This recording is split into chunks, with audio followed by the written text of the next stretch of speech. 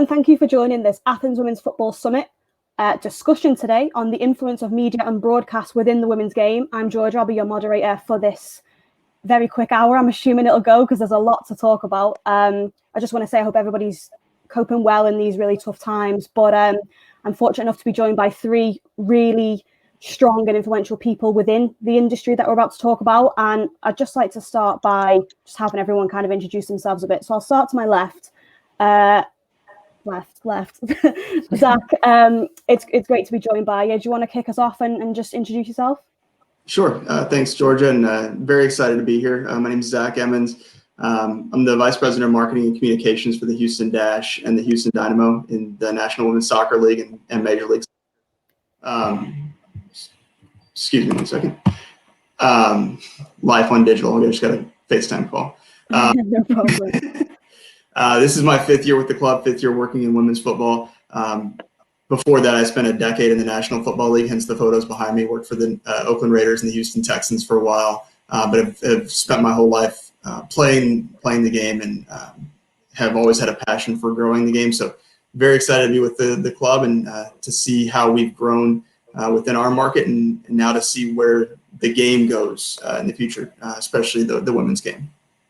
Yeah, absolutely. And we'll move on to talking about Houston because there's obviously a lot to talk about there. But move on to Suzy, if you want to just give us a little intro. Yeah, so my name's Suzy Wrack, and I've been working at The Guardian for 5 to 6 years now. I started off as a sub-editor doing editing and mostly layout of the newspaper pages. I have always followed women's football from when I was a kid. Arsenal ladies used to train in the park across the road from me when I was growing up, across the road from my council estate. Was at the big double winning parades in 98 and 2001 when we won the unbeaten season on the men's side, and behind the men's team on the buses is the women's team with their trophies. So I was very, very lucky in that, women's football was never that unusual for me.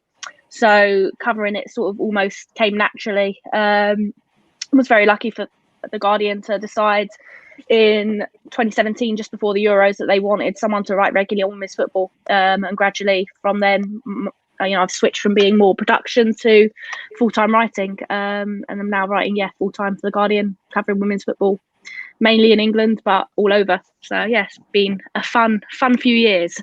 Yeah, I bet. Wonderful. And Katerina, thank you for joining us as well. Good afternoon, all. I'm the head of pay television in Greece, in Cyprus, namely Nova. And part of our portfolio is the broadcast of 6 premium sport channels, where we broadcast approximately 2,000 live events per year. And there are 400,000 followers on our social media. So we are the leading sports platform in Greece. And although most of our budget it is allocated to men's football, women's football starts to be in our radar. And I will talk for that in a while. Wonderful. And as I said earlier, I'm Georgia, and I run a women's football platform called Her Football Hub, channeling all sorts of, it's pretty much everything. It's kind of a bumper pack if you'd like to check us out, but we'll get straight in. And one thing I wanted to kick off with is this really interesting statistic that our team found, is that women actually make up 40% of all sports participants. However, media coverage is only 4% women's, which I think I found that I feel this sport's kind of created a little bubble. I very rarely, unless I'm looking for it, see men's stuff on my feeds because I'm just surrounded by so many pioneering women's broadcasters, writers, etc. And for me, that really hit home because it's like, how am I surrounded by so many people, yet it's such a small figure in the grand scheme of things? And I'd like to just ask you, Suzy, because obviously you said you've been in this gig. They started in 2017. How was it in terms of viewership? Were you getting, because obviously you see the comments like nobody cares and all this, like, is that something that you've seen less of? And was it tough to kind of get your work rolling when you first started? So so when I started, basically it was the Guardian editor, the then head of sport, Owen Gibson, had asked if there was someone who could cover women's football regularly, and they sort of had a bit of a switch, I suppose, in strategy in how they wanted to cover women's football from it's just sort of reactive coverage. So, there's a big FA Cup final coming up, so we're gonna cover that, or there's a big Man City Arsenal game, quick, let's get someone to that, and to say we want something every week regardless of what's going on. And so that's when I came in, and when I kind of first sat down for that conversation, it was very much like, we are, ideologically invested in this. We want it to do well, but we expect it to be a slow burner. We will have to keep an eye on the numbers and revisit it and have a chat in 3 months' time to see how it's doing and to see where we go. We never had that conversation because straight away we were providing something that people have been looking for. I think they were very surprised with how quickly we picked up hits. It wasn't a slow burner. It wasn't hard to, kind of make people aware of the fact that we were covering, we'd have a blog on women's football with a series of talking points at the bottom every single week on a Tuesday, because no one else was doing it. So we immediately serviced a demographic and that was desperate for a bit of content. So I was very lucky in that way, in that I think in that first few months there was only one time where we published something that didn't get sort of the minimum hit barrier that we aim for. Every other time it's gone over that, and sometimes significantly over that. And since then, obviously, we've gone from the weekly blog to me covering women's football full time. So it's changed massively. I'll say the picture is the same across journalism in England, because whilst, that 4% figure is pretty horrific, but we have gone within the past 18 months to 2 years to no one covering women's football full time, to me at the Guardian, someone at the Telegraph, someone at the Athletic, 2 people at the Sun. There was someone at the Mail who they're trying to replace now, to someone at the Times, more than one person at the BBC, someone full time at Sky, and that's literally within the space of 18 months to 2 years. So it's changing very, very quickly, and I think then you've still got to push as someone working full time to actually get the space in print and online and to argue for the word counts and stuff. But I'm very, very lucky in that the Guardian very much treat it the same as the men's. So if I'm doing a big Chelsea Arsenal match report from the Women's Super League, they'll give me the same amount of space as they would give a Manchester City, Manchester United game in the men's game, and that's really great. And I know that doesn't happen everywhere, that it's still kind of sort of treated almost like they would treat the Championship rather than a sort of equivalent league. So in that sense, I've been very lucky, and I think it is changing, but it takes people like me as well to push for the column inches as much as just getting people through the door. Yeah, it's really quite heartwarming to know that it's seen directly on the same level as the men's, and it's actually really good to know that, like you said, you've only not hit the minimum threshold one time, because I'll be honest, it's kind of expected that for a dual outlet, the women's to maybe do a lot worse than the men's, because sometimes the audience just isn't there, and the figures back it up. As you said, the 4% is just abysmal. And I just wanted to ask you, Katerina, you said a lot of your funding comes from the men's sport. How tough has it been for you to really drive the women's side of stuff into the limelight? Because you're doing a great job, but how has it been trying to do that? Well, I have to take you 1 year ago, where actually it was the 16th of October, where the first Athens Women Football Summit took place in an Athenian coast. And it was at that time that actually at the end of the session, there was a young athlete and posed a question to me and said, why there is no one to broadcast the games of the national team, the women national team, for Euro 2021. Where actually, the game started a year ago. And, I was so embarrassed because truly there was no broadcasting of any women's football game, at any given time. So, and the truth of the matter is that I tried, just to come into contact with the Greek Federation football, and for various reasons, which do not matter at the moment, it was not possible to broadcast the games back then. But I made a promise to that athlete, and right after that session and that summit, I just pushed a lot along with my team, and of course, we found really the true support of the Greek Federation football, and we actually did a few things during the last year. And I'm happy, just to share with you a video where you will see yourselves what we've done. Wonderful. Can we see the video? Κι άλλο γέμισμα μες στην περιοχή. Σπυρίδωνος. Σπυριδονίδου. Ναι! Στο δεύτερο λεπτό των καθυστερήσεων. Ένα κουβάρι οι παίκτες του Αντώνη Πριώνα. The goal that was achieved by our national team is historic. It is not only that it led our national team to draw, but it is also the first one that was broadcasted live.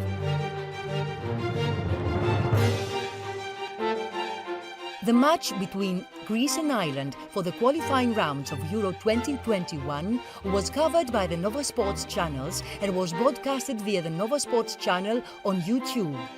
It marked the beginning of a new era, as it was the first game of women's football that had television coverage in the country.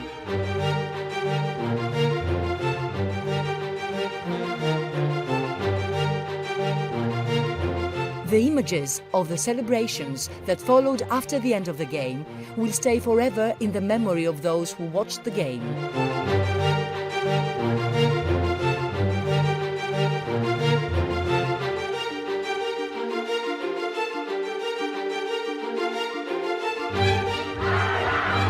Also, in accordance to the best possible promotion of our national team, Nova Sports channels hosted the international players in the show Champions Time. Together with the games of Super League, the members of the national team had the chance to talk about their effort, their dreams and their ambitions. And we all had the chance to get to know these girls a little better. Σαν ομάδα αξίζουμε πολλά. Σας ευχαριστούμε πολύ για εσάς που έχετε ξεκινήσει αυτή την προσπάθεια και είστε δίπλα μας. Σπουδάζω στην Αμερική, κάνω το MBA μου, Master of Business Administration και παίζω παράλληλα και ποδόσφαιρο. And of course, football is not only about playing in the field. Our international athletes showed their social awareness by taking action to contribute in the strengthening of the pool of volunteer donors of bone marrow through the National Transplant Organization. With the slogan, Women's Football Gives Life, the national team showed the way and the Nova Sports channels were there. Τα κορίτσια θα τα δούμε στην Εθνική Ομάδα Ποδοσφαίρου Γυναικών και θα παρακολουθήσουμε όλες τις αναμετρήσεις τους στα πλαίσια του Euro 2021. Until the end of 2020, when the qualifying rounds of the European Championship will be concluded, Nova Sports channels plan to air all 3 games of national team. It is a team that, even if it cannot any longer claim a spot in the final stage for the first time in its history, it can only be happy with the fact that it climbed up the UEFA ranking to the 61st place. Besides, the progress of the women's football in our country is also evident from the fact that 15 players are already playing abroad. Nova follows all universal trends as UEFA shows clear signs to develop women's football, emphasizing in organizing Champions League. Also, big foreign clubs want to create strong teams. We are already planning to show the documentary series Sportswoman, where you can find many features in clubs, but mainly in athletes that excel in the sport.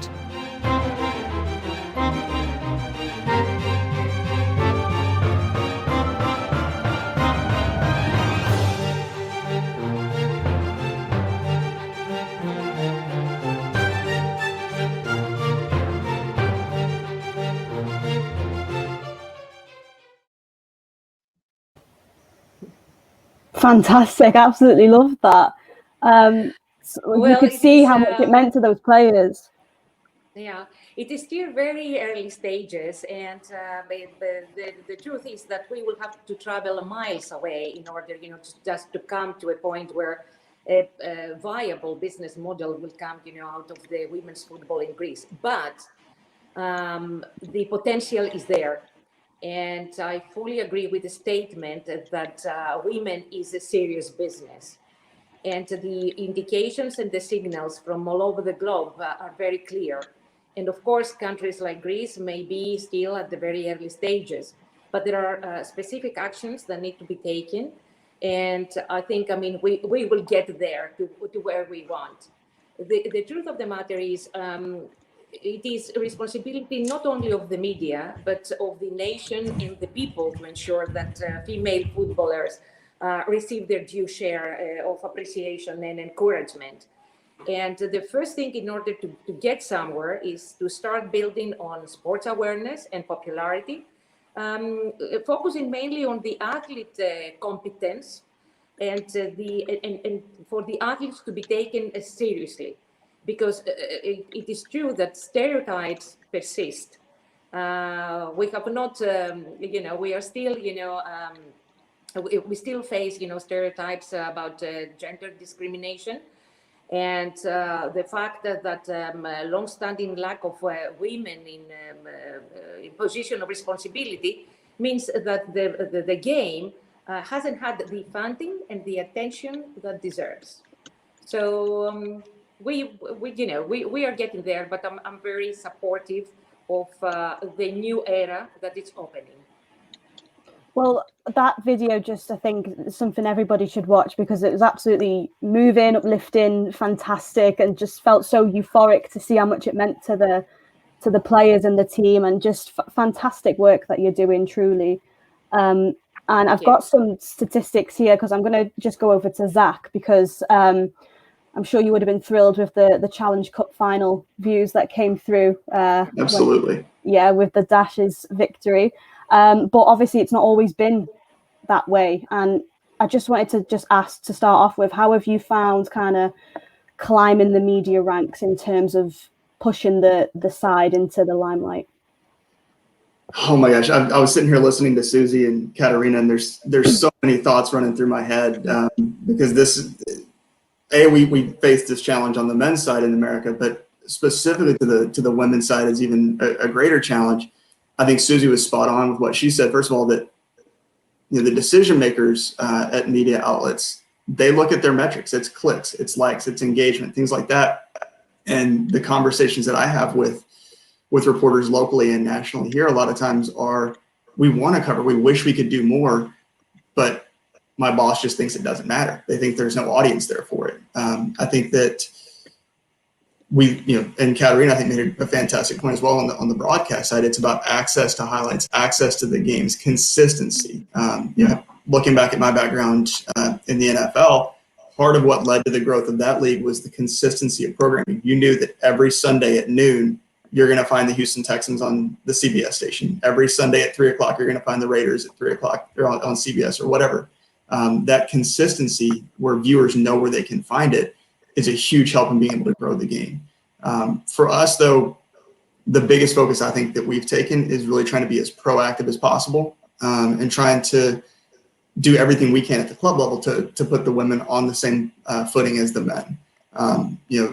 For us, we've got to be the team or teams that say yes. We've got to be the ones that are as accommodating as possible, make it as easy as possible for people to cover us, to engage with us, so that we remove as many barriers as possible from a coverage standpoint. In a weird way, actually, the pandemic has been beneficial in that regard, in that it's leveled the playing field for all the teams. Usually, locally at least, our local media will send 2 or 3 reporters to the Texans for their media availability, and they'll be there all day. They'll go to the Astros, the baseball team, to cover them for open, for their clubhouse, for the game, for post game, all of that. So we're lucky to get a little bit here and there. Not having that access, now everybody's on Zoom or Teams or Skype or whatever.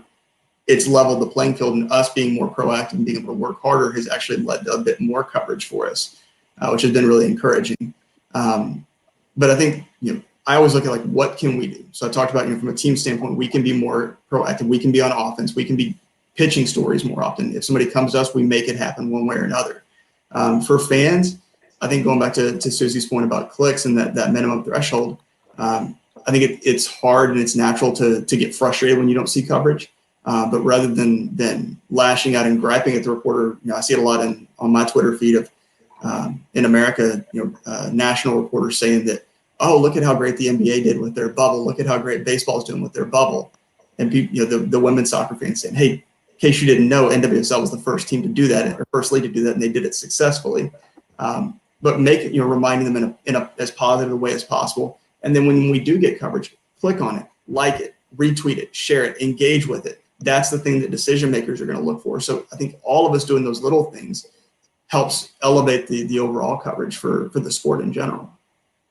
It's interesting what you said about the pandemic, because I agree that is something we can take from it. While fans aren't allowed into the stands, I feel like broadcasting companies are kind of thinking, well, our hands are tied. We've got to put it out there for people to watch. Otherwise, nobody's going to see it. And the stats I was talking about, so the Challenge Cup final actually averaged 653,000 viewers on CBS, which smashed records. And prior to the actual Challenge Cup, the highest amount of records for a league fixture being watched was 190,000. So that's a huge spike. And also, not only that, it outrated every Premier League game that weekend, outrated every Major League Soccer game in the MLS bubble. Aaron, it's a little bit apples to oranges with cable channels that are paid subscription versus over the air for everybody, but still. That access, again, just putting it on the air, making it available for people shows what the market for women's football is. Absolutely, yeah. And obviously one thing I think Suzy will have been celebrating is the fact that the WSL has now been picked up by NBC, and also it's Sky and BT also as well. And how important do you think that is, Suzy, for it to be on these major platforms as well as both the UK and the US now as well? Yeah, I don't think you can underestimate the power of a big name broadcast, particularly one that's been like so heavily associated with the men's game, backing the women's, like the amount of credibility that gives. You've got the Barclays Women's Super League, potentially now going to be shown on Sky Sports. That's massive. I mean, those two organisations bring a lot of weight, and I think the demand for coverage in the pandemic has never been greater. There were 2 million people watched the first women's football show on the BBC at the start of the season, which is way beyond what they were getting last year, and they've put it in a ever so slightly earlier time slot, which has massively helped that as well. And I think that's important. Is it's all well and good to video the stuff and to broadcast it, but you've got to put it on at a time that is accessible as well.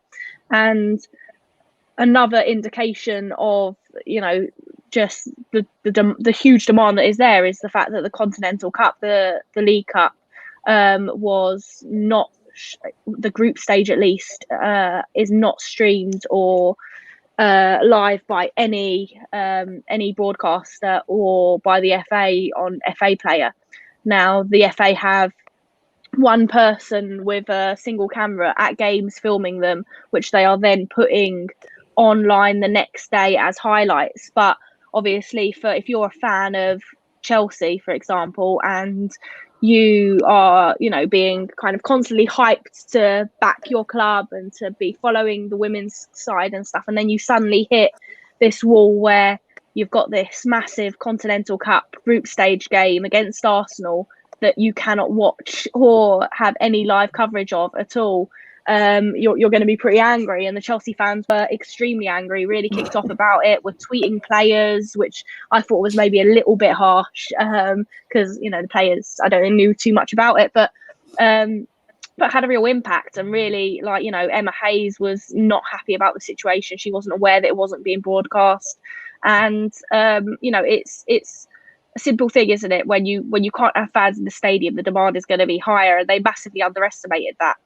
And it's great. I mean, you can't deny that this season the way women's football is being shown in England is a world away from what it was even last year. You know, having the FA players showing so many games internationally, having broadcast rights sold in the US, in Italy, in Canada, in Germany, etc., is like just a new level of accessibility to the game. But with that comes higher expectations, and you know, you can't then treat one competition as the kind of lesser or the little sister of the rest. But yeah, I mean, the demand is there, and it's only growing, and it's the onus is on broadcasters to really kind of up the coverage to match the demand. And it's the same for us as newspapers as well. That, you know, the demand has never been greater. You know, I would love to have 10 people at the Guardian all covering women's football alongside me. Instead, it's just me, and then others chipping in where they can. And Louise Taylor up in the Northeast, who mainly covers the men's game, joining me for England stuff and things like that. But you know, I'd say possibly in a time where journalism is getting hammered in the pandemic. You know, every single organisation is having to make big cuts. And then on top of that, sports journalism, it has been struggling anyway. In women's football, you've maybe got one of the very, very small growth areas of the industry, because they all recognise that it's a massively under provided for demographic that they can draw new subscribers and readers and clicks off, basically. Yeah, I'm just going to go back to what you said about the Conti Cup, because there really was uproar, and it's like you said, you can't treat it, as you said, the little sister of the league, because it's, I mean, I know the Conti Cup's kind of a sore subject. There's professionals out there who don't rate it at all, but it's there to be watched, and some of the best football comes out of it, and it is like, why can't they be shown at all? And we go back to the one camera thing in the stadiums, and I've seen complaints about the quality of it, and in a way it's kind of like, at least we've got the coverage, but then on another sense it's like, well, yeah, we should have multiple cameras, we should have better quality, because another statistic here says that a study in 2018 showed that 84% of just general sports fans would be interested in watching the women's sports. And it's kind of like, well, if we can't provide it on a larger scale, because I know things like the FA player, it's kind of passed through word of mouth. You don't see too much advertisement for it. So things like that, it is a little bit tricky to find. And Katerina, I wanted to ask you, because obviously you're doing an amazing job. And also there's a good number now of players you said are now playing abroad. Do you think that with them kind of spreading off away from Greece and going to different countries to play in different leagues, is that helping the people who are tuning into the Greek national team? For sure. I mean, it helps every bit, you know, of any action. It helps, and of course, I mean, the fact that some of the players are playing abroad, you know, give them more experience, and they bring also back, you know, this experience and the awareness and the popularity. Also, I wanted to comment on the quality of the broadcasting, because that was a very good point. The broadcasting, as you know now, for the football games, especially, you know, the big organizations as the Premier League and the Champions League, etc., has gone into levels which are really extreme. We're talking about 4K broadcasting, 20, 25 cameras sometimes. Maybe we are entering into the 360, let's say, coverage of the games. And the more the quality is increased, then, you know, the more, of course, I mean, appealing are the games, you know, for the viewers. So that means that the quality also plays a significant role, because when you have, like, I mean, a big home cinema theater, and you have your big smart TV, you know, in your living room, then you want to have a very good quality. And exactly, the pandemic, you know, just keep people indoors. So they want to have the best of the quality. So if you go with just one camera to cover, you know, the women games, then it is like, I mean, the poor relative show. And this is not something that helps. It helps for social media, because on social media, you do not need, I mean, the perfect, let's say, quality. One camera, can bring the communities, you can give, I mean, the message to the communities, they can participate.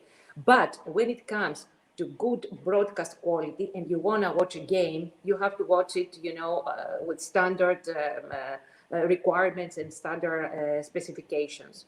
So I think one of the big challenges will be to find ways, and this is something that I, try to see, on whether, if, for example, we have a scheduled production for a men's game, then if we could just extend for 2 hours, let's say, all the setup and everything, just to use that same setup for women's as well.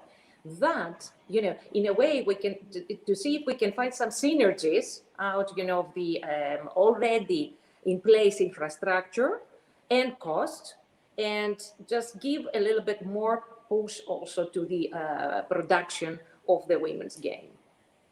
For sure, I agree. Yeah, it's what you said about how that's a really excellent point about. I want to extend the window where the ground or whatever it is has this equipment, and utilize it for the women's game that's being played afterwards as well. And do you think that if they kind of don't improve the quality, it's going to make people tune out? Yeah, well, each party has to do its own, let's say, side. For me, as a broadcaster, the part of the things that I can do is, I mean, the quality of broadcasting and the awareness. Now, of course, if, the athletes do not have the physical ability, and the competitiveness and, the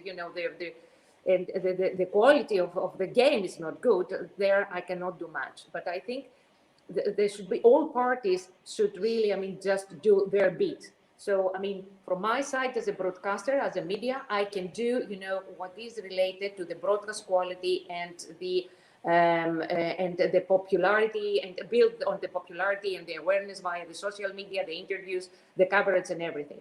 But then it is the federation, it is the club. Oh dear. Oh, she's back. Just increase. Sorry, there was an interruption, I guess, a very short interruption. Sorry about that. It's okay. But it is also, I mean, the federation and the clubs that have to put also their effort to invest and improve the quality also of the games per se. Yeah, I agree with everything you've said, and broadcast is one of the biggest things that do bring in the viewers. I mean, our platform's not broadcast; it's more the written and the things like that. So what we try and do is we try and take a different look at the players, because obviously you have so many outlets bringing your vital match reports, your news, and all things like that. We try and kind of give you an insight to what the players are like, and I think it's really important we do diversify the kind of content we're putting out there, because it's reminding people that these players are people as well. Just like you see the Premier League stuff is a day in the life of whoever and things like that. But one thing I will say is that I think the women's game is quite unique, because you have the segments where it's like two players who are really close and things like that, and they're trying to guess each other's answers and things like that. And I think you see more of a window into these relationships in the club, and I just feel like it's a bit more private in the Premier League. That's just my opinion. But Zach, I'd interested to know your take on that, with obviously being involved in both the men and women's. Do you think maybe the women's game has more of a homey, personal touch to it? I think it can, but I think you hit on a really important point, Georgia. It's about people. We sometimes focus so much on the score line, the standings, the bigger picture stuff. But when you really step back, sports is drama. Sports is entertainment. It's seeing people struggle and overcome challenges and how they react to those things. That's what those inside access shows give you that makes them so compelling. It's not seeing how great they are at kicking a little white ball around a pitch or throwing a football or whatever. It's what makes them interesting as people and how they respond to these challenges. And I think that, from my experience at least, that's the first step in bringing new fans in, is introducing the human side of it to people. You know, I may not know, like for example, I in between my stints in the NFL and at the club, I worked in NASCAR and stock car racing for a bit.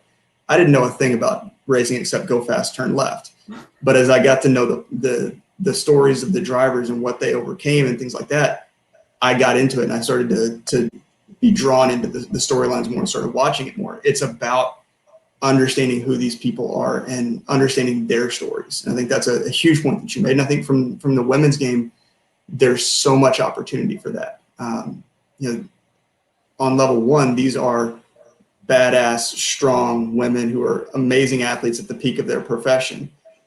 And then as you peel back the layers, they have every bit of the same challenges and same struggles that the men do, and then some. And so it's finding where that balance is of not making it all about, you know, inspiration. And as I've kind of said it at our club, you know, not making the focus, you know, always little girls with bows in their hair, but how do you tell the story of these women in a really authentic way?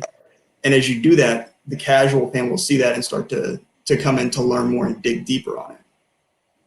Yeah, I love that. Yeah, because there's kind of a preset where the whole thing, little girls with bows in their hair kind of thing, and it's not, because that I saw something that had, I can't remember which male footballer it was, but I wouldn't drop him in it anyway. But you see he's clearly dived and he's peeking through his fingers to see if the ref's looking. And then next to it, there's a picture of a female player and her face is done in, bloodied. And that's the reality of it, because it's kind of like it's in their brain where it's like, I might not get a chance to play, so I'm just going to play through whatever, even though. And the video that did the rounds, I think it was a Scottish player, and she knocked her dislocated leg like back into its socket, and it's like it's insane. And it just shows how passionate these women are about just getting on the pitch and just doing what they're there to do. There's nothing else about it. There's no bows and strings attached to it. And I wanted to ask you, Suzy, I'm sure you've done your fair share of kind of hard-hitting, more personal stories. And how important do you think it is that we can put things like that out there? Oh, 100%. It's the stuff I like to do the most, is tell the stories of the players. And, you know, like, ultimately, their voices are often a lot more interesting than the men's, because they've not been so kind of groomed for dealing with a hostile press or a media that is constantly trying to trip them up, or they've just, you know, not had the resources of an excellent press team around them to kind of prep them for interviews that sort of makes them quite dry sometimes.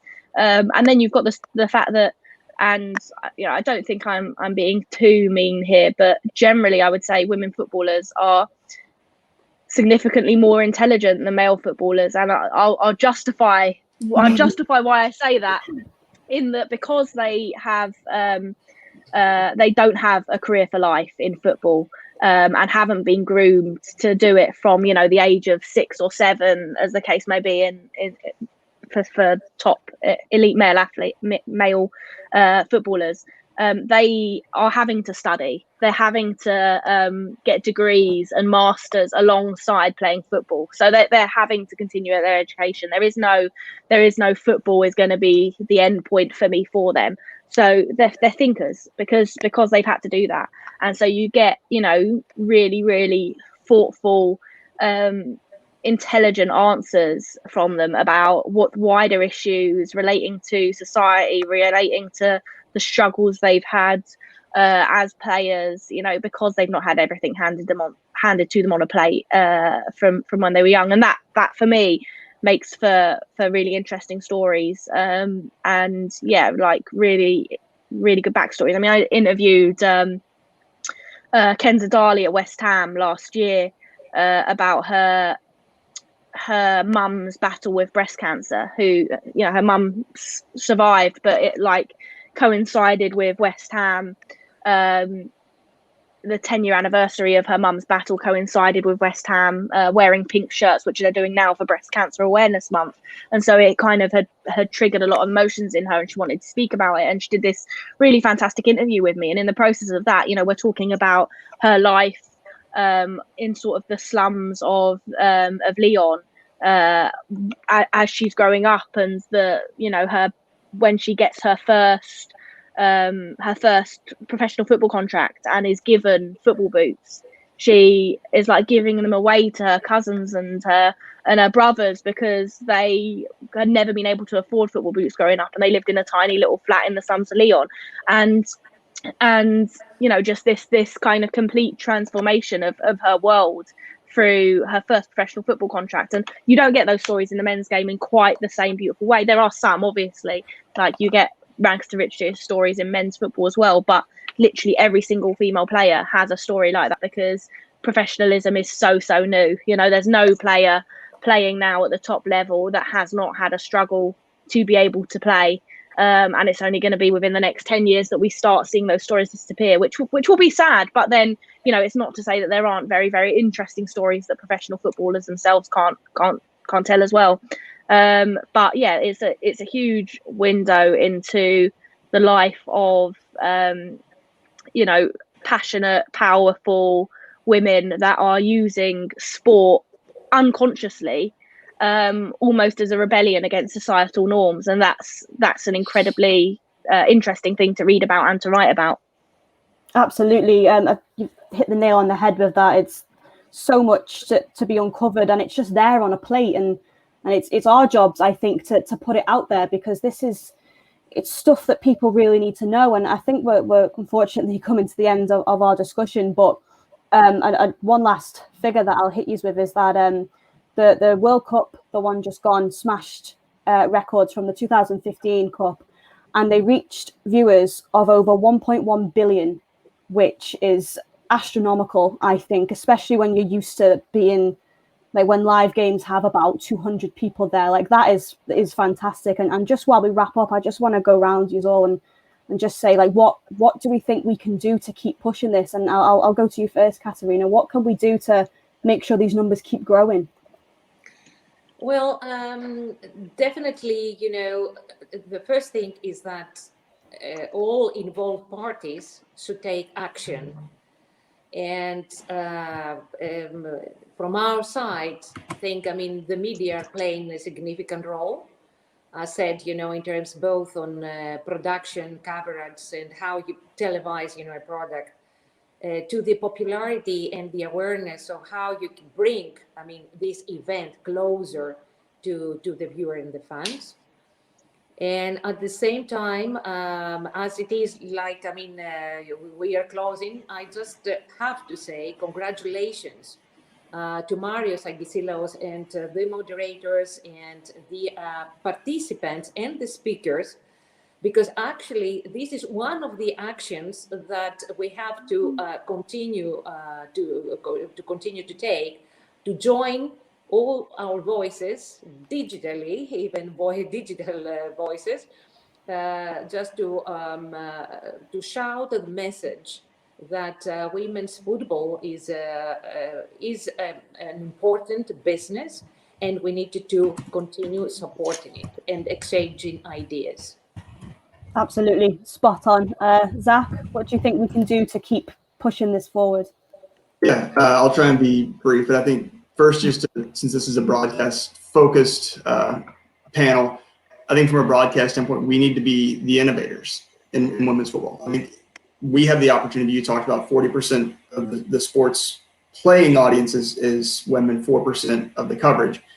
We have the opportunity to close that gap so quickly, but be the first to try new things, be the ones that are pushing the envelope and testing new things and are out on the front foot. I think as a sport, if we wait for the boys to test it first, we're never going to catch up. We have the opportunity to be out there a little bit and be a little bit more risky, because we're not encumbered by this is how it's always been done. And then I think for all of us in the sport, it's focusing on solutions, focusing on what can I do? How can I make it better? You know, I talked earlier about click, like, engage, support the people that are covering the sport. You know, if it's behind a paywall, that's not ideal, but we need to be willing as consumers of the sport to support the people that are producing that content. So finding those solutions and finding ways, you know, to Katerina's point, to create synergies with the men's game. Look for ways to do things a little bit easier that help elevate the sport overall. I absolutely love click, like, engage. I think that needs to be a mantra that we should instill into everybody, because, you know, simple and to the point. And Suzy, is there anything exciting you've got coming up without revealing anything? Always good stuff coming out.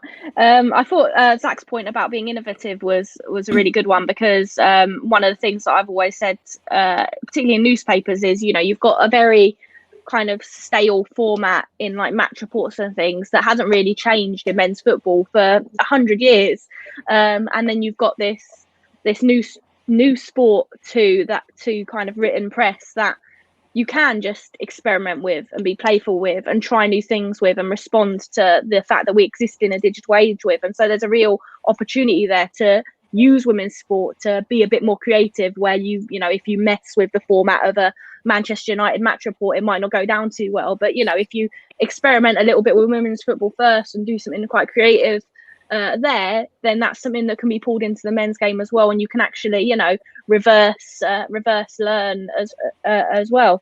For fans, I think the key is you know, to keep the pressure on our bosses, essentially, you know, contact our editors, say you want more coverage, say you know, consume obviously everything that we produce, but, you know, connect and share it, and demand from your country's broadcasters, your country's newspaper outlets, demands that they cover your club or your sport seriously, because that's the only way that, you know, we get our kind of jobs backed up in a way.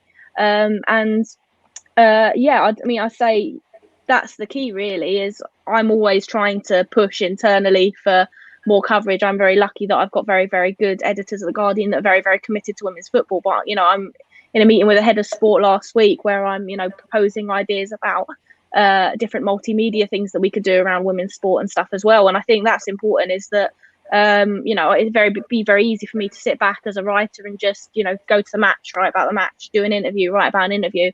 But I do feel a responsibility as someone who is genuinely a fan of the sport and wanting to see it grow,